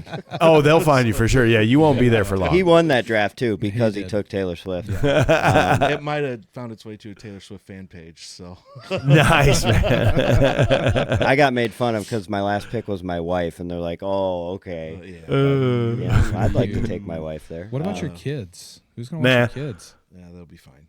He's got family close. Yeah. Alright. So how our drafts work is it's a snake draft. If someone else picked it, you can't pick it. And I think we're gonna let the guests go first. Absolutely. Absolutely. So it is a snake draft. So you get one. It'll go all the way through to Ryan, and then Ryan will get 2. Come back. Gotcha. You'll get 2. So Then I got to pick this one because I think one of you guys is going to pick it on our return. I think it's the greatest movie. I'm not going to say ever made. I'm going to say it's the greatest movie that we have done on the podcast. It is my highest rating. It is the original Back to the Future. I think it's perfect. I think it's flawless. It's one of the best movies ever made. and that's a movie you could watch on a desert island. I've watched it 100 times in my life, and I will And this keep baby watching hits it. 88 miles per hour. You're going to see some serious shit. It's a classic. All right, so we'll go me next. Yeah. He's over there scribbling names off already. I knew that was going to get taken. Back to the Future was on my. I had 10. I picked out. So I am a Dazed and Confused fan. Good call. I love Wooderson. Like whatever the character Mike Steinis gave me shit about. Like it's just a great character. So Dazed and Confused is Best my top one. soundtrack of all time. Agreed. Best cars, best actors. Loved it. I had one of my good friends in high school. His dad was in high school in that era, and he's like, "Yeah, our school was exactly like that. Nailed it. Like that was us." Hmm. Nice.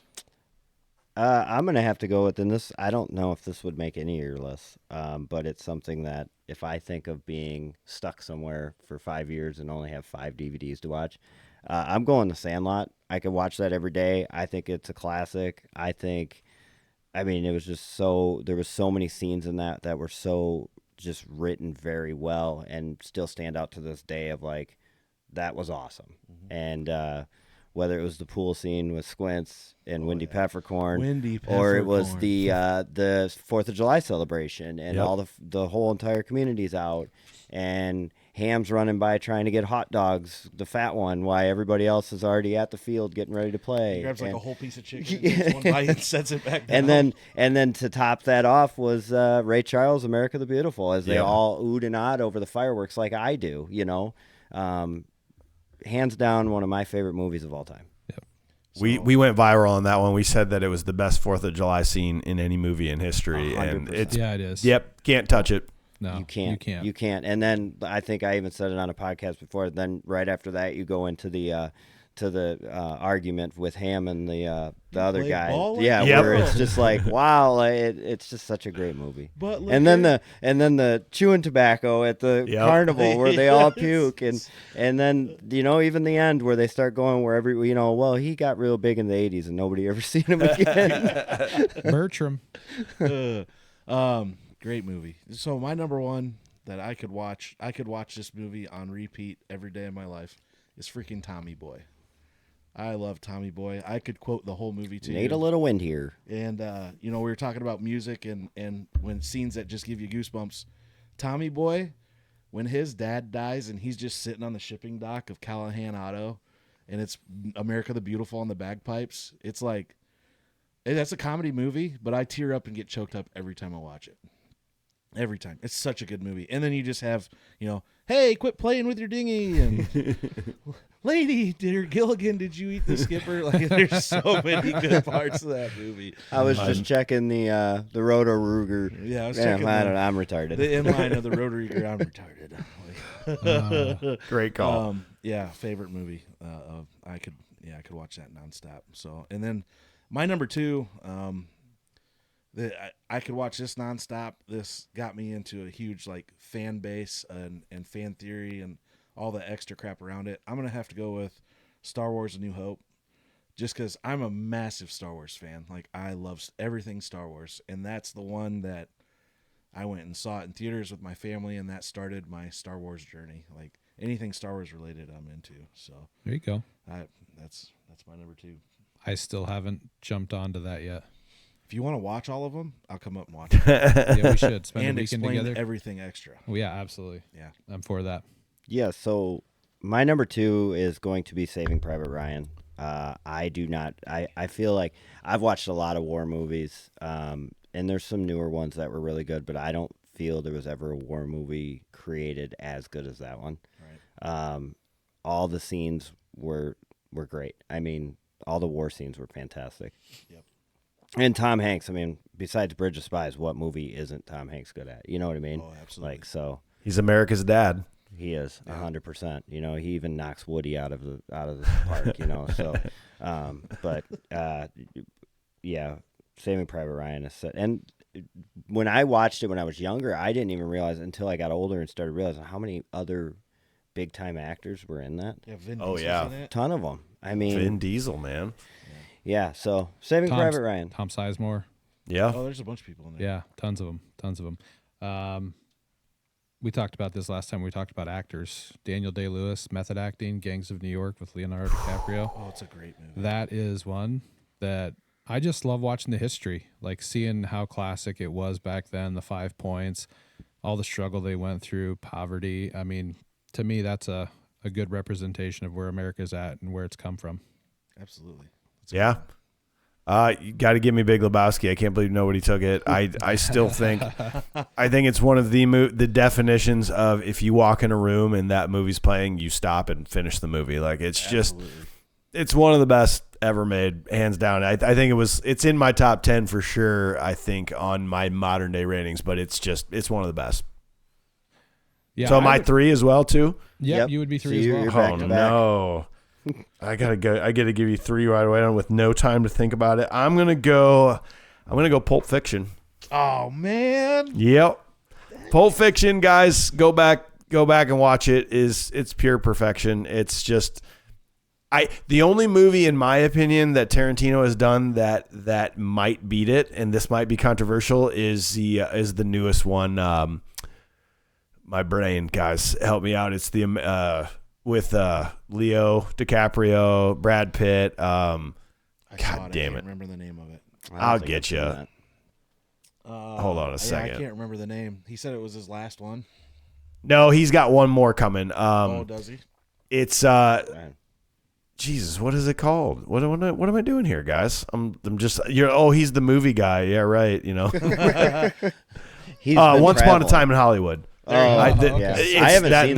That's Have not. go watch it. It's When incredible. He comes But out Pulp with that, the flamethrower prop, but it's actually just it's such a good movie. it's so good. But I gotta go Pulp Fiction if I'm taking a Tarantino movie for sure. Okay. Great movie. Back to me on this one. This one's tough. I'm gonna probably have to go with Goodfellas. I love mob movies. I really enjoy that movie. I could watch that all the time. Do you think? Question for you: do you think De Niro's character was going to kill his wife in that one scene where he said, "Come on, get to the truck. It's in the truck. Come over here." Do you think he was going to kill her? I thought he was gonna whack her. Oh no, it's just down the aisle. Just keep walking. going, Just keep go a little going. bit further. I thought, and she knew too. She's like, "Oh, I'm going down there to die." I don't know, man. And so, yeah, that's one of those questions you wonder about. But she got a little scared and she hopped in the car and took off. Mm-hmm. It was so many twists and turns. Like, it mind fucked me like 4 different times. It really did. Like, how could they do that? Like when, Joe Pesci's character walked in to get made. Yep. And he walked in and there was nobody there and got popped from the back. So Like, good. I'm like, what the fuck? Like the first time I saw it, I was like, who would have ever thought that would happen? And it's, retribution for old Billy Baths. Nice. I'm going to have to go with Animal House for my number 3. Great call. I absolutely love Animal House. Belushi was the man. R.I.P. Oh, yeah. Toga. It was such a great movie. So funny. One-liners. I mean, just the whole movie. Yeah. Thanksgiving on my mother's side, I got 2 uncles that are like older brothers. It never fails. One of us will stuff our face full of mashed potatoes and go, guess what I am? I'm a sit. Get it?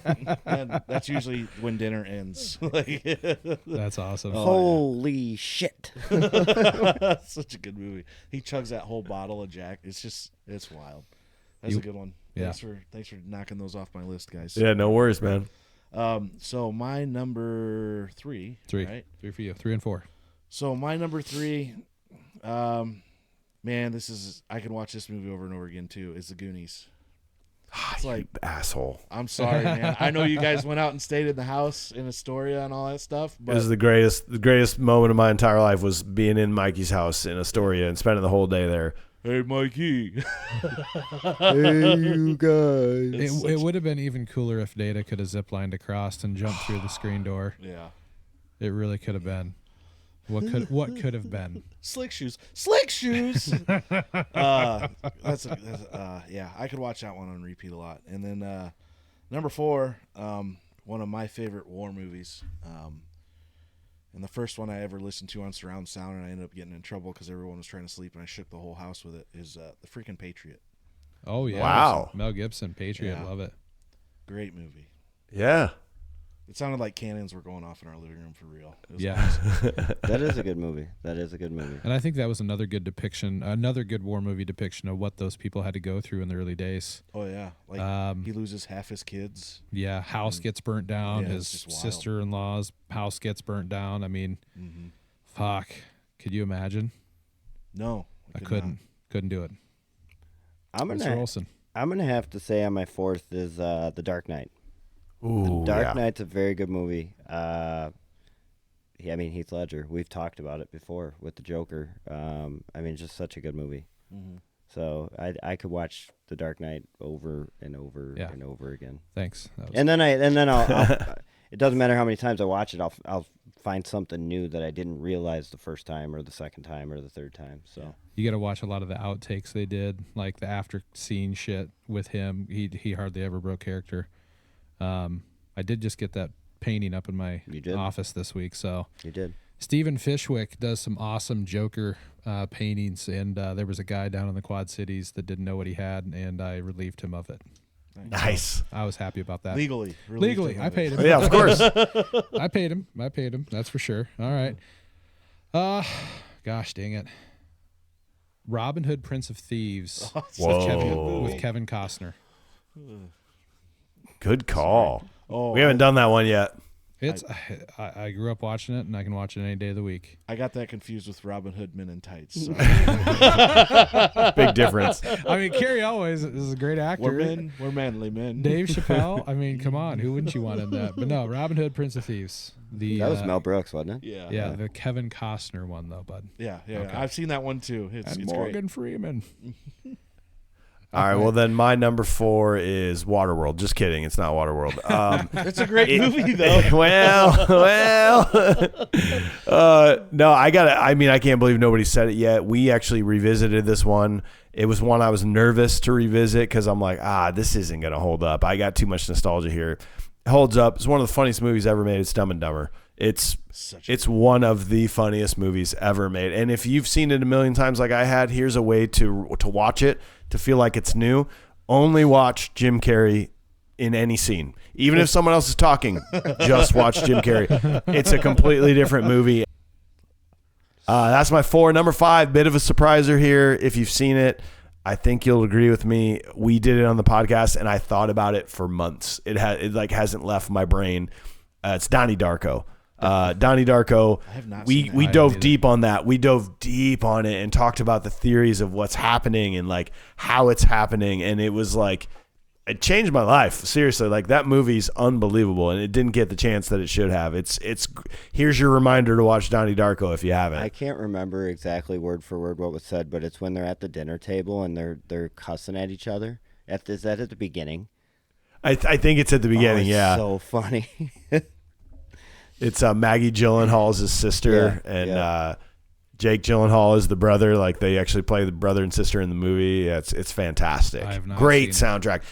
It's the single greatest montage I've ever seen. I think so. It's Tears for Fears song plays. It's Mad, or no, I can't even remember what song it is. Tears for Fears plays, and there's this montage of them arriving at the school. It like gives me chills thinking about it. Nice. Donnie I'm gonna have Darko, to watch that's it. that's I will too. Yeah, that's not what I was expecting for you to say. I just had to throw it out there. That's a good one. And that was number 5, right? Yep, we're on our Yep, last, that was 5. last round here. All right. Let's go, mobster. I know. I really want to either do, fucking Departed. Oh, great call. Scorsese just has it down. I love that movie. I'm watching it the other week. Matt Damon in that movie. He always plays the good guy. And I've never seen him play like a super Damon. bad guy. I just love that fucking movie. And Jack Nicholson played a hell of a character in that one too. He plays good roles. He does. Yeah. Departed's my last one, boys. What do you got, Michael? Yeah, so nobody was going to pick this one, so I saved it for last because this is mine. If I was stuck somewhere and I wanted to watch a movie for 5 years. Christmas Vacation. That's I could watch. That's Fantastic. one of my tops. I could watch that movie in July, in March. It doesn't matter. Yeah. I mean, Chevy Chase is. I quote that on a daily basis. Like today, we were trying to leave this party in St. Louis that we were at with my family. I was like, Molly, we got to leave. I got to eat. I got to take my back pill. You know, like you just quote it on a normal basis of every day. And it's the ones, like a lot of people will quote the major ones, and then when you quote one of them that it's like, oh, they're like, oh, that was in there, and I'm like, yeah, you didn't remember that? Like it was not probably the funniest part, but it was the funniest part for me. Right. Yep. Just waking up in the morning with my head sewn to the carpet, or I used the Johnny Galecki one. I got to wash the car, feed the hog, do my home. I do that shit all the time. Ken's like, what do you got going on? And I'm like, ripping it. I'll just rip that off. my literally favorite part of that is when he's in the mall talking to the girl that's selling lingerie, and he says, like a log, like a Yule log. Not that I have a log, not in the sense that you think I said I did. Oh, good old Chevy. Never gets old. It doesn't. Look, Russ, no lines. Yeah, Dad. So my last pick, this is great. One of my favorite, I don't know. It's another war movie. Kinda. I got Gladiator. We're doing that in a couple weeks in you? November. Ooh, Yep. That's going to be a good one. It's such a good movie. It's one of the best ever. So good. Mm-hmm. Russell Crowe getting all jacked up for that one. Oh, yeah. God, think of the era back then. Fighting for your life from tigers. Any we who are about to die salute you. Any honorable mentions, Mike? Because we always roll through some honorable mentions after it. I know one of my I toyed with two of them in my head of picking that I would pick if I had 7. The First American Pie and Grease. I could watch Grease Nice. all the time. I mean, I'm going through my ratings on our website. The ones that we haven't talked about yet: Shaun of the Dead, Great movie. American Movie, Snatch, Jaws, Snatch, Breakfast Club, Beetlejuice, Blues Brothers, Reservoir Dogs. Blues Brothers is another one. Office Space is in my top 10. I love Office Space. Such a good movie. And another war movie, Braveheart. Yeah. Oh yeah. Gotta get your milk. Yeah, and you're trying to waste time, so you got to think about the longest movies possible. You know, if you're trying to waste that time on the desert island. So yeah, Braveheart was one of them two VHS collections that you used to have to get because it was too long. Yeah, it had the big fat box. Oh yeah, like Titanic. Yeah. Honestly, I was in a hotel the other day watching, I think, Thursday Night Football, and Titanic was on, and I flipped to Titanic and just totally forgot to flip. I know. I fucking forgot about Titanic. Oh, man. It was right when she stepped over the rail, and he's like first meeting her. Yeah. And then everybody shows up, and everybody walks away, and the one like bodyguard is like, funny how she slipped so fast you had time to take off your jacket and boots. Yeah. And he's like, huh. So didn't we talk about, or somebody talked about the whole theory of like Jack could have fit on that fucking door, but then they showed that Of course. it would have. Oh, it was in our sunk? conspiracy theories Yeah. podcast for sure. Yeah, We she talked just about that. Yeah, she just didn't want him. But I thought Mythbusters did that, and They the would've door sunk. wouldn't have held them. I don't know. Were they there? They were little people. Well, I just Yeah. always think of when it's Grandma Rose sitting there. Did you ask me? Are you asking me if we did it? My favorite. It's been 84 years. And she just passed away. It's one of my favorite memes. Did she? Really? Yeah, pretty sure. Grandma Wendy and Professor McGonagall. That wasn't the same person. Are you sure? She was pretty old in that movie, wasn't she? Dude, she was like 100 in came that out movie. before Harry Potter, bro. I know. Yeah, she was old. Fuck. All right. It's your memory. Your It is. Alzheimer's sitting in. That's 43 almost, bud. Oh no. That's awesome. Well, thanks, Mike, for being a part of the draft. We are gonna this will be put out tomorrow. This episode. Oh, hell yeah. Yeah. Come Monday or so, I'll have the graphic done for this draft, and we will have it on social media. I'll make sure I tag you in it, and I always put coordinating emojis with our pictures, so angry emoji, laughing emoji, or whatever, and we let social media vote on it. So make sure you Nice. tag you in it and see who. Yeah, and if you win, you get something special. I feel good about my chances. I feel like I got a good list here. I'm feeling pretty confident. Yeah? I think I've won all but like 4 of them. Yeah, Ryan. You get your ass Damn. kicked the past 3 Ryan- weeks. Last week was bad. The band one was not very good for me. bad. You could tell. I think you could tell what kind of generation was voting on it, though, because like in my mind, like I'm thinking I had and these are all bands that I would pick in my top, like the Beatles, Metallica, Korn, Queen, Nirvana, and like Mike had Blink 182. Blink 182 and I don't Some know, other emo Fall Out shit. Boy and Sublime, and I'm going, and he's like just destroying us in this draft. Of course. Yeah. It's okay. You can't win them all. So No.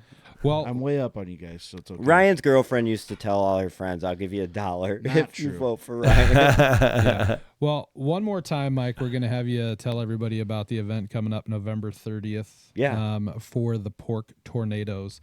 And then we'll exit. Normally we exit on our outro, but I think we're going to play one of your videos that you guys did, actual music video that you guys did Look at that. back in the day, and that's kind of how we'll end this, okay? What song's that? Blinding Lights. Yep. And also to our listeners, real quick, Yeah. make sure you check these guys out on the Confused Breakfast podcast. Yep. Everybody watches movies. Everybody's watched a movie. Yep. Find your favorite movie. Maybe they've done a show on it. Get their take. You know, an interesting new perspective. But Yep. check them out. We really appreciate you. Yeah, and like but- he said, clearly it's not just a take; it's a nostalgia take, a modern day take, Yeah, and I mean absolutely. it's a full blown dive in, Yep. and something you might not thought about. You know, I sure. mean, I've never thought about watching Dumb and Dumber only the Jim Carrey scenes. I haven't either. They're but no. only It's in gonna- Jim it's Carrey. gonna when blow he's in your that- I mind. can't wait because I know like Liar. It's gonna blow your mind, Liar, dude. Liar. There's a lot of scenes where Jim Carrey's not even in the scene, but he's in the scene. Yeah. Like Yeah, he's exactly. the fire chief in the background in the one scene, and yeah. So yeah, I'm gonna have to rewatch that movie now. Yeah, absolutely. Well, we're going to put all your socials for the Pork Tornadoes and the Confused Breakfast podcast in the description. Just go like and subscribe and follow as we grow here. So, Yeah, absolutely. Mike, any exiting words for the crowd? I appreciate you guys, man. It's great to just support each other and help build each other's stuff. And thanks for having me. Hopefully, people come out to Q Casino on November 30th. And just click. You're listening to this podcast. I already know you like podcasts, so check out Confused Breakfast. Just click on it. Just go, oh, what's up? What's up with these Iowa boys? Let's see what they're doing. Absolutely. You'll love it. I promise. Absolutely. Absolutely. Then the Mainstream and Confused Breakfast will be your #1 podcast shows. Absolutely. You know, you always need more. I mean, everybody wants to say, "Oh, I listen to country every day." No, you don't. You listen to country, and then you'll throw something else in there because you get tired. Exactly. Yep. So, All right. we really appreciate it, Mike. Thank you, and glad these guys. I was very hungover at the awards, so I didn't go until it was time for us. Some other people were But, hungover and stuck it out all day. I have kids too, so I had to take care of them. But I did not get to see you there. We had a blast with our live show. Yeah. I mean, like we said earlier, it's anything goes. We did a draft on weirdest places to get a boner, and I did personal experiences. real quick. Ryan asked. We asked the crowd because it was. I don't remember what it was between two. And Ryan's like, it was things you could bring back from your childhood or weirdest places to get a boner. So I asked the crowd. I'm like, we'll let the crowd decide. And I'm like, who wants weirdest place to get a boner? Like 3 people raise their hand. two. Like, It was the 2 girls in the room. 2 girls. And I'm like, all right, that's what I didn't even let them vote on the other option. I was like, that's what the people have spoken. Yeah. That's great. So we're still waiting from Logan. So we'll get that soon. That'll be a fun one. Yeah, absolutely. definitely. So thank you, though. It's been a great time. I've really enjoyed tonight. Have a good night and a good rest of the weekend, buddy. Yeah. Hell yeah, fellas. Appreciate you. All right. Blinding Lights by the Pork Tornadoes.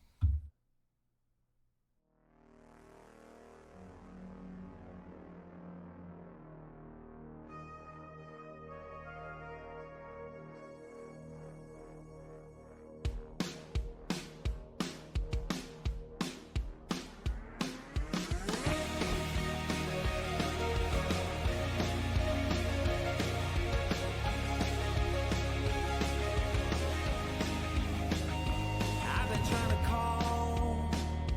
I've been on my own for long enough. Maybe you could show me how to love.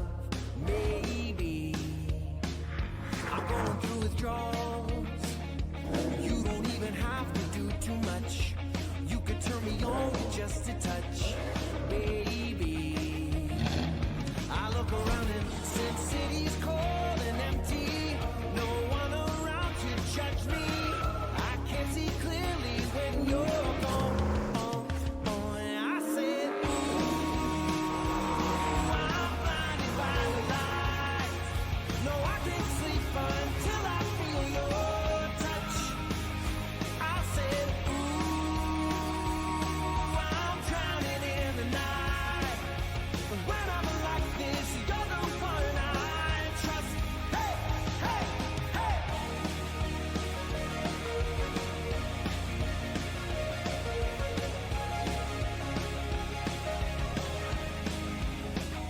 I'm running out of time, 'cause I can see the sun light up the sky.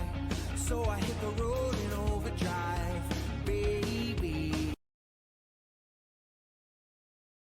It's where you wanna be. We'll discuss the latest trends and the news of the day, and we'll tackle the tough topics in our own special way. So if you're looking for a place to escape and unwind, welcome to the Mainstream, we're one of a kind.